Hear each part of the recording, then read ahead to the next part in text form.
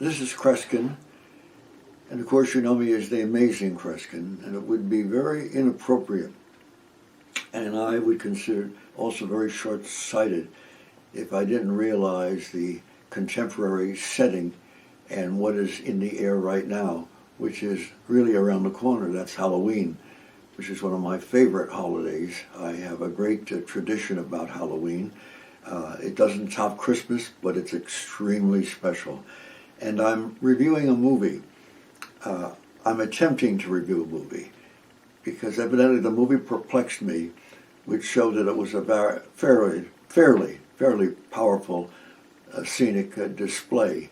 It's called Hocus Pocus. So successful, by the way, that a second version was made, also very popular after that. It stars one of my favorite people whom I've known through the years, and that's Bette Midler. She has a great cast along with her. The story, well, let's put it this way. It begins around 1600, and it deals with the fact that there are three witches who seem to be surviving under a multitude of conditions. Three women, and Bette Midler happens to be one of them. The music is wild. Some of it's, I think, well written and appropriate, but it's part of the flavor of the movie. And there's a great deal of color. Much of it can be distracting because the performers dress in various colors, and I think that makes the scenery all the more interesting.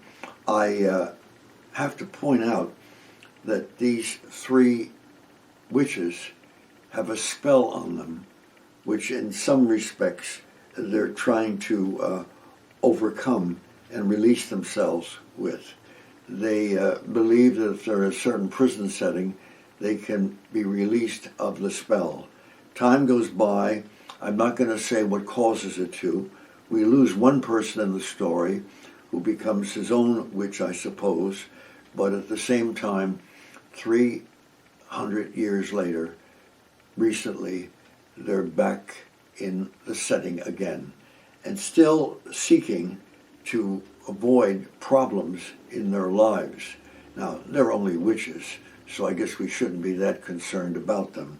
The blindingness is distracting even to them because being blinded by a truck or a car at night gives them the feeling of some very special power or what have you, because they're not used to, not having grown up in the time of big, heavy, blinding lights.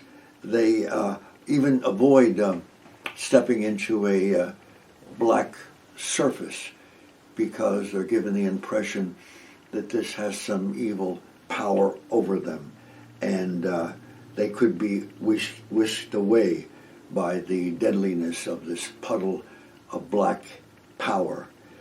The story goes on, and it is interesting because they meet a multitude of people. There's a lot of comedy in it because some of the movie is obviously very satirical, and when you examine the storylines even more so, you realize that that is the intent of the movie, for the laughs as well as the drama.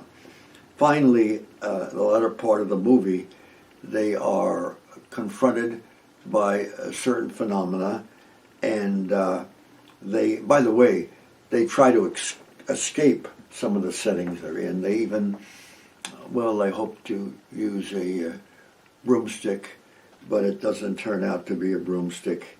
It's a vacuum cleaner rod that they hover off and take off on. Now you understand the sense of the story and the humor you can gather from it. It's a house vacuum cleaner, and that to me is one of the cleaning touches of the story, if I can be sarcastic and also smile at the same time. Finally, they seem to escape, and they seem to be free of the problems around them. But you want to know something?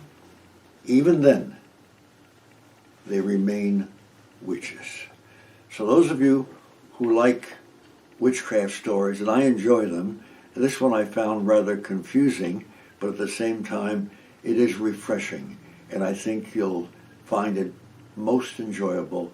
I also have a feeling that I understand that you'll be watching the second version, because if in the past it caused a second one to be made, then maybe you're one of the people to enjoy it.